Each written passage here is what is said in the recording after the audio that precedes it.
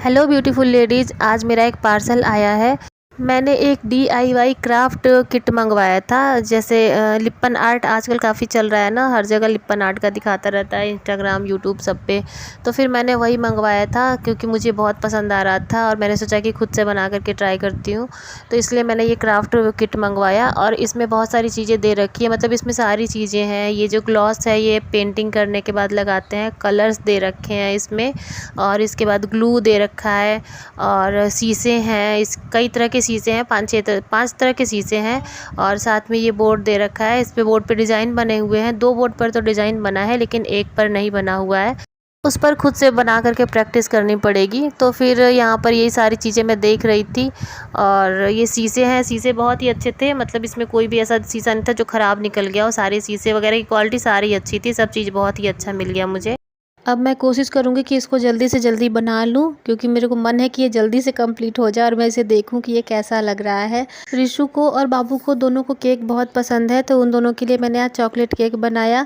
क्योंकि मैं गई थी जब मार्केट, तो वहाँ से कोको पाउडर ख़रीद करके ले आई थी, तो फिर मैंने सोचा कि इन दोनों के लिए बना देती हूँ। बाबू देख के बहुत ही खुश होता है, जब भी केक बनता है तो सबसे ज़्यादा खुशी उससे ही होती है।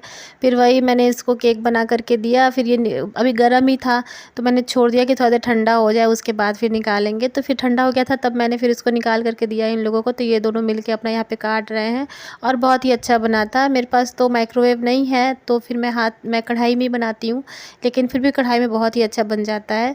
तो यहाँ पर देखिए कितना सॉफ्ट और स्पॉन्जी बना हुआ है और बाबू को तो बहुत ही पसंद आया।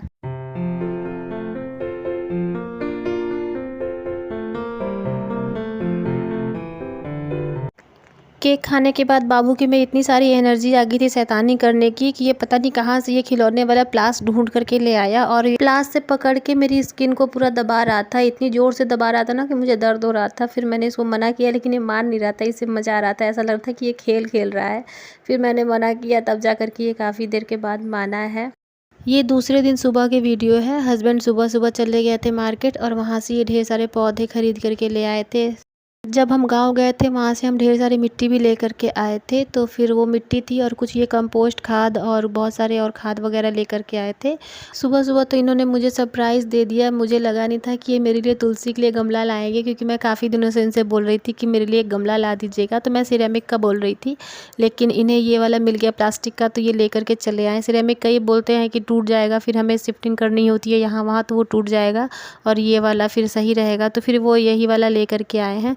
ये प्लास्टिक का है तो इसमें टूटने फूटने का भी टेंशन नहीं है कुछ। तो मुझे भी बहुत पसंद आया।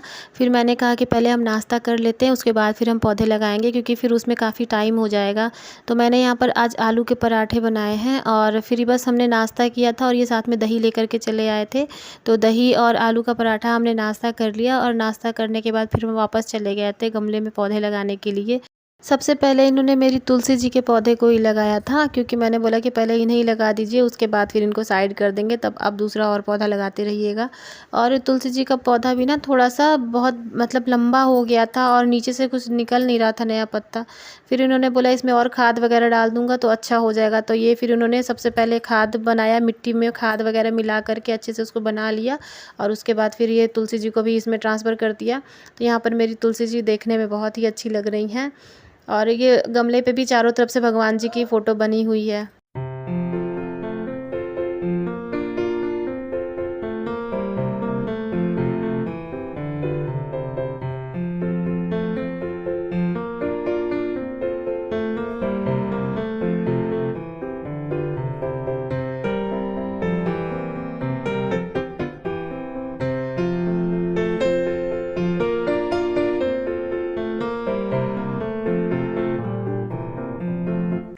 ये नींबू का पौधा भी ले आए हैं। नर्सरी वाले बोल रहे थे कि गमले में ही हो जाएगा, तो फिर ये लेकर के आ गए हैं और साथ में इसके लिए बड़ा सा गमला लेकर के आए हैं कि अगर जब नींबू बड़ा होगा, झाड़ बनेगा इसका, तो फिर थोड़ा सा जड़ फैलेगा, तो बड़े गमले में रहेगा तो सही रहेगा। तो देखते हैं होता है कि नहीं होता है। और यहाँ पर रिशु फूलों के बीच में बैठ के बहुत ही अच्छा लग रहा था, हरा भरा सा पूरा लग रहा था, और हवा इतनी अच्छी चल रही थी ना, पीछे से हवा आ रही थी गली से, तो पूरे पौधे हिल रहे थे, बहुत अच्छे लग रहे थे। तो बस यहाँ पर हम लोगों ने सारी मिट्टी में कंपोस्ट वगैरह जो भी खाद था सब कुछ मिला करके सारे गमले लगा दिए, और लगाने के बाद सब गमलों को हमने अच्छे से रख दिया था। ये सब कुछ करने के बाद फिर मैंने जो क्राफ्ट मंगवाया था मैं उसको बनाने में लग गई थी, क्योंकि मुझे बहुत एक्साइटमेंट हो रही थी उसको बनाने की। तो यहाँ पर मैंने इतना बनाया है, अभी और बनाना है। तो आज की वीडियो बस यहीं तक है, कल मिलते हैं नए वीडियो के साथ।